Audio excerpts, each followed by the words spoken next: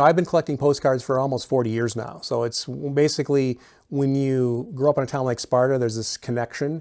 Most of my ancestors were here by the 1880s or 1890s, so I have a deep family roots here.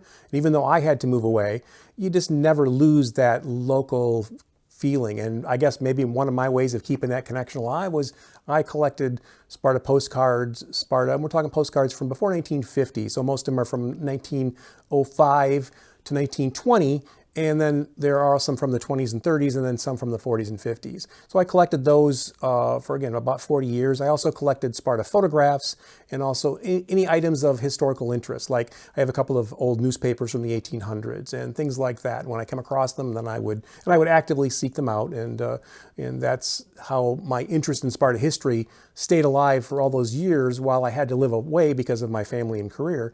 And so what I did was I took some of the postcards that I have that were real photos and scanned those at a very high resolution. So it sometimes, depending on the resolution, whether it was 1200 dots per inch or whether it was 2400, it will take sometimes, even at the 1200, it'll take 4 or 5 minutes for that scan to complete. And that's on just one side, on the picture side. And so by taking those and scanning them, you can suddenly blow them up into large images.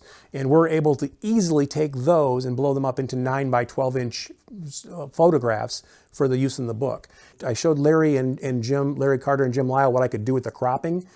Suddenly it went from, hey, let's do these 2 postcards on a page, to let's go 8 by 10. No, let's go 9 by 12. And then working with Print Metro on this, it all came together. We were originally going to have borders because of print technology on all the pages, and because of the modern technology today, and Print Metro was able to give us full bleed pages, which basically means that it goes right to the edge. There is no borders. It's the full photos and that's it.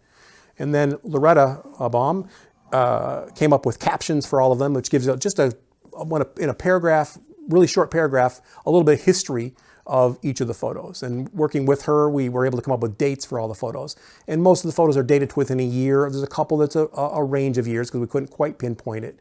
But all of this stuff. So why would someone be interested in it? Because you're going to get to see something of Sparta that once was. It's not there anymore.